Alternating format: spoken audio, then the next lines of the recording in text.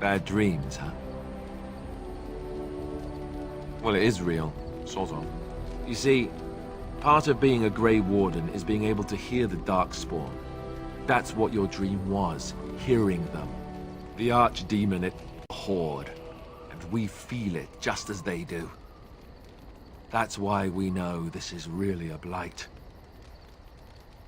I don't know if it's really a dragon, but it sure looks like one. But yes, that's the Archdemon. It takes a bit, but eventually you can block the dreams out. Some of the older Grey Wardens say they can understand the Archdemon a bit, but I sure can't. Anyhow, when I heard you thrashing around, I thought I should tell you. It was scary at first for me too.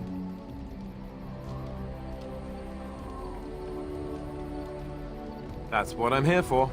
To deliver unpleasant news and witty one-liners. Anyhow, you're up now, right? Let's pull up camp and get a move on.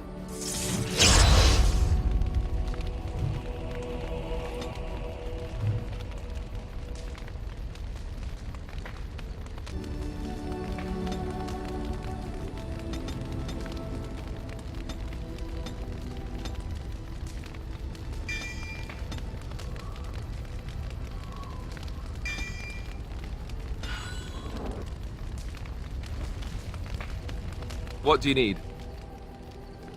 Ask away. Same way you did. You drink some blood, you choke on it, and pass out. You haven't forgotten already, have you? I do my best. What can I say? Let's see, I was in the Chantry before. I trained for many years to become a Templar, in fact. That's where I learned most of my skills. You're telling me I was banished to the kitchens to scour the pots more times than I can count. And that's a lot. I can count pretty high. The Grand Cleric didn't want to let me go. Duncan was forced to conscript me, actually, and was she ever furious when he did. I thought she was going to have us both arrested. I was lucky. I wondered that myself. It's not as if she valued me highly. I think she just didn't want to give anything to the Grey Wardens, is all. The Chantry didn't lose much. And I think I can do more fighting the Blight anyhow, rather than sitting in a temple somewhere. I'll always be thankful to Duncan for recruiting me. If it hadn't been for him, you know, I wouldn't have. He was a good man who didn't deserve his fate. That much I'm sure of. Come on, let's go. I think I'm done talking.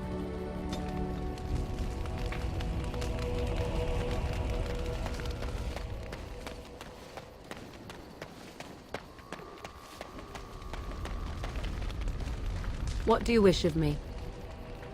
If you must. I was not born such. 'Tis a skill of Flemeth's, taught over many years in the wilds. The chastened have tales of we witches, saying that we assume the forms of creatures to watch them from hiding.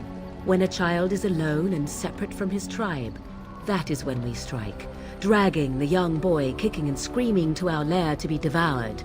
A most amusing legend.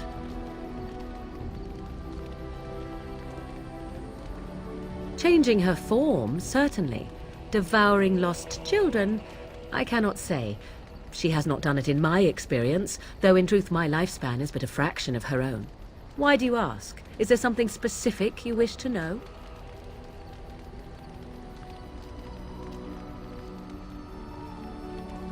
No? 'Tis not unheard of in the remote corners of the world. There are traditions of magic outside of the circle of magi, despite what those mages would have you believe. Some of these traditions are old, indeed, passed down as carefully guarded lore from one generation to the next. The zealots of the Chantry would uproot all such practitioners if they could, but as luck have it, some still exist. My mother is such a one.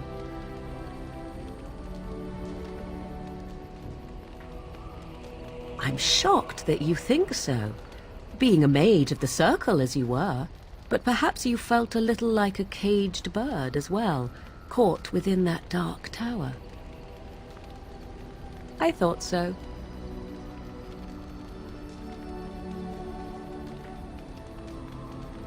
Indeed.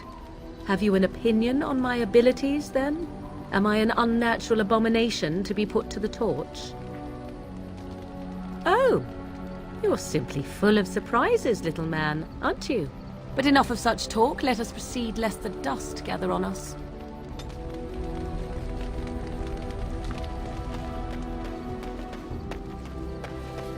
Ah, it's good to see you, my timely rescuer.